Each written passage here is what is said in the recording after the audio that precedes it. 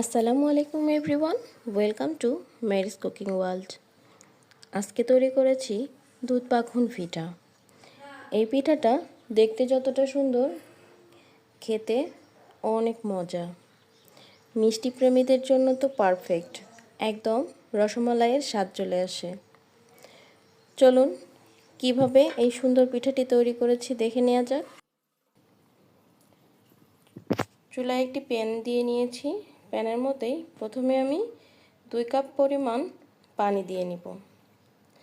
পানিতেই দিয়ে দিব হাফ চা চামচ পরিমাণ লবণ। আপনারা আপনাদের পানির পরিমাণ অনুযায়ী লবণ দিয়ে নেবেন।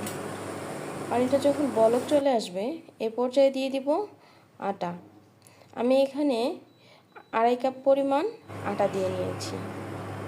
দেখতেই পাচ্ছেন 2 কাপ আটা দেওয়ার পর আমি একটু খুব সুন্দরভাবে নেড়ে তারপর বাকি আটাটুকু দিয়ে নেব। এভাবে দিয়ে নিলে খুব সুন্দরভাবে একটি ডো তৈরি করা যায়। আমরা যেরকম রেগুলার রুটি খেয়ে থাকি ঠিক সেরকম একটা ডো তৈরি করে নিব, কিন্তু একটু শক্ত হবে। দিয়ে দিলাম এখানে তেল, সামান্য পরিমাণ তেল দিয়ে ডোটি মেখে নিব। এদিকে একটি সাইডে একটা ডিম ফেটে রেখে দিব। এই ডিমটি অল্প অল্প করে ডোর মধ্যে দিব এবং মিশিয়ে নিব।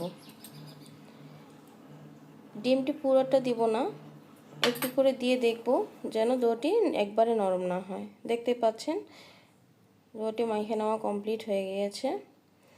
এভাবেই ডোটি মেখে নিয়ে নিব।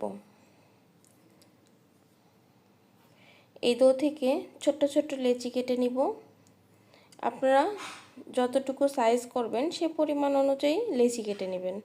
দেখতে পাচ্ছেন আমি এই সাইজের লেচি খুব সুন্দর করে গোল করে নিয়ে নিয়েছি।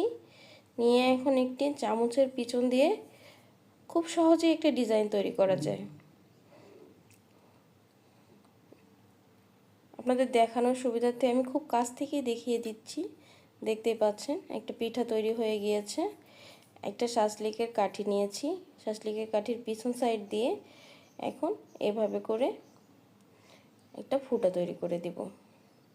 অসাধারণ লাগছে, যদিও আমি পারদর্শী না খুব একটা। আপনারা আপনাদের ইচ্ছা মতো খুব সুন্দর করে ডিজাইন তৈরি করে নেবেন।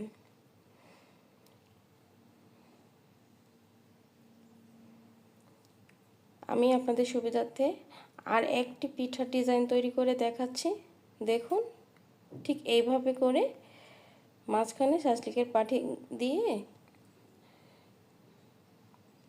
একটা ফুটা তৈরি করে দিব। যে কোনো কাঠি দিয়ে ফুটা তৈরি করে দিলেই হবে। দেখতে পাচ্ছেন পিঠাগুলো খুব সুন্দর দেখা যাচ্ছে। আমার এখানে সবগুলো পিঠা তৈরি করা হয়ে গিয়েছে। চুলায় একটি প্যান বসিয়ে দিয়েছি, এতে পর্যাপ্ত পরিমাণে তেল দিয়ে নিয়েছি। লক্ষ্য রাখতে হবে আমরা ডুবো তেলে ভাজবো, এই জন্য বেশি পরিমাণে তেল দিয়ে নিব।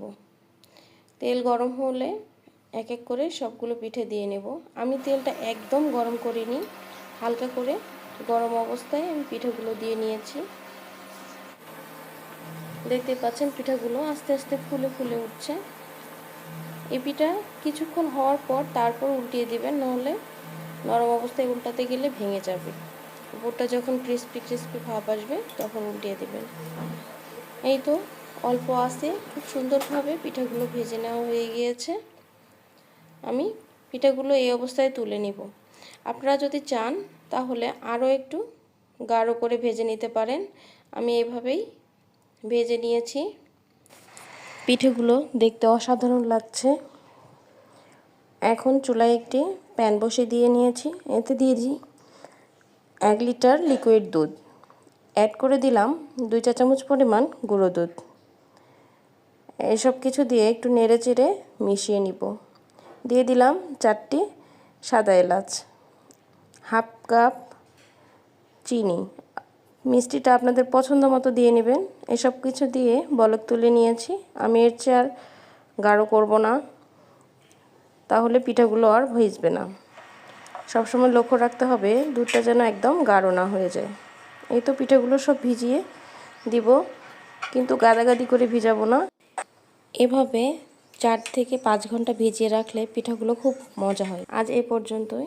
সবাই ভালো থাকবেন, সুস্থ থাকবেন, আমাদের জন্য দোয়া করবেন। আল্লাহ হাফিজ। আসসালামু আলাইকুম।